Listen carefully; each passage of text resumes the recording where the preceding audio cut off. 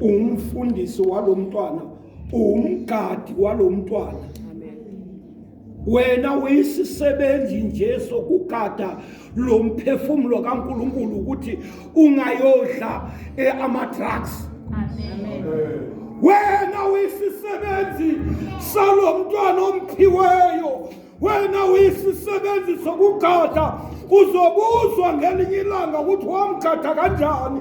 Mawufunda kwiSamuel wesibili chapter 4 verse number 4 ungayifundi. Amen.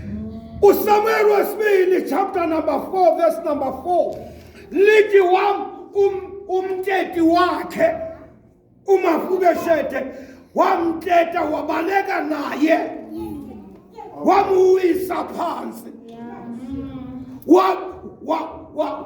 waba paralyzed uMefiboshethe ngenxa yomteti onganakekeli, ngenxa yomteti noma malokubika malokusuthezo umuntu onganakekela ongawunakekelanga umsebenzi kaNkulunkulu.